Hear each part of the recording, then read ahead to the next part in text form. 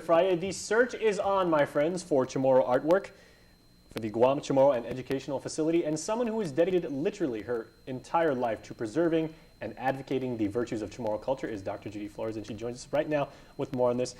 Hafa and happy holidays. Good to see you. Hafa, Jason, and happy holidays to you. Okay, we got a little bit of time for this one, so I want to get caught up in the last time we had you here. How was the historic Inalahan, the market? Because last time you were telling us about that. Couldn't wait to hear about that. Yes, it went off very successfully. We partnered with as you remember, the kids, the Southern High School kids.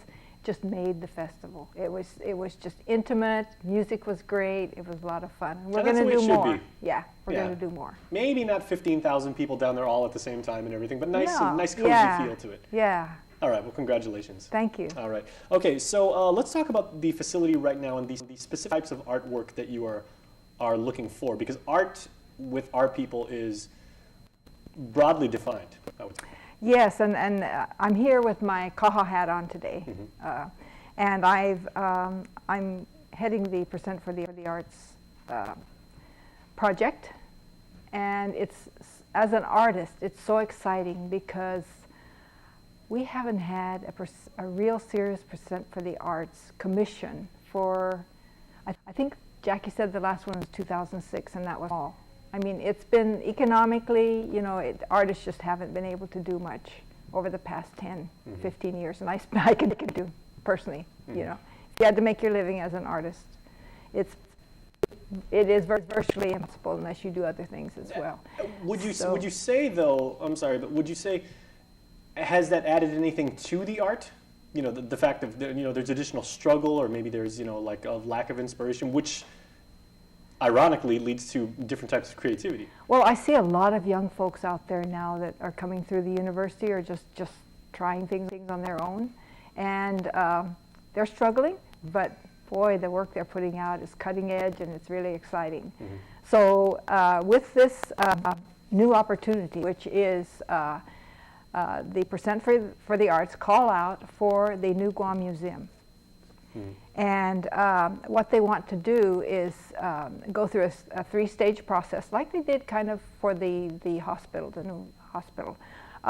So this Saturday, they're going to have an orientation for interested artists to come and see what it's all about. They're going to give a PowerPoint presentation and just walk you through what this museum is going to look like when it's done.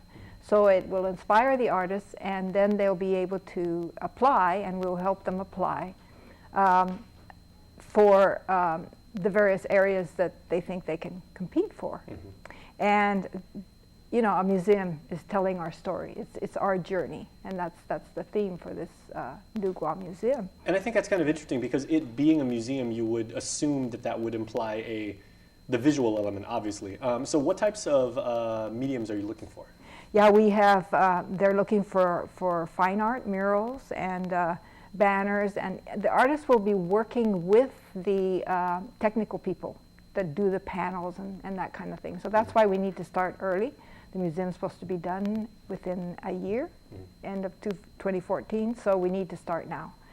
Photography, illustrations, crafts, historic reproductions, like reproductions of Lati, the Lancho, the Lati house, probably, all those kind of things. So the variety is wide open. Now, thematically, of course, we want to aim for works that tell the history of our island and of our people. But how about for people that are because you mentioned kids, and obviously that's going to be a very big market, and because it's so strong and so creative. Young people these days are so into creating art with new media and with digital technology and everything like that. Are you also looking for those kind of things, like if kids can whip together like amazing things on the computer or with technology pieces? I think that would fall under photography, and that's why it's so important for artists to come to the orientation this Saturday at 9 a.m. at the Kaha Gallery, which is in the Terlahi building in Agana. So folks, it's the old Union Bank space. I remember that. Yes. Yeah, so us old folks. Yes. Yeah. I remember that. I remember that quite well, actually. So that's 9 o'clock this Saturday morning, and what we're going to do is the Barry Howard, who is an expert of many, many years putting together museum museums, literally. He's going to electronically be there to guide us through what the museum is going to look like. And I, along with the CAHA staff, will be there to help artists apply. And the first step, what will happen on Saturday, is they can get the application to see if they're eligible. And there's a process that they have to show. They have to have a portfolio, of course, to show what they've done in the past. Can you do it? Do you have a record of finishing your work on time? And those kind of things, because it's a very professional job. So that's the first stage, and that's what we're going to go through this Saturday. Then we do a cut. They have to turn in that by January 3rd. So it gives them time to get their portfolios together. By the way, all of you artists who have applied for the hospital, get that portfolio and just bring it in, because that's what we want to see. Exactly. Yeah. Okay, how will you go about the selection process? And can I say, is it a foregone conclusion? And I hope it would be, because as a Guamanian, we would love to see you. Will you be the curator? No, I will not be the curator. Okay. I don't consider myself a museum expert. Okay. My role is to help the Percent for the Arts process. Okay. You would be a lovely curator, by the way. You do, thank you. You do a fantastic job. I'm sure whoever's going to be in there obviously will be a scholar and someone very passionate about Guam history. You would make a fine one.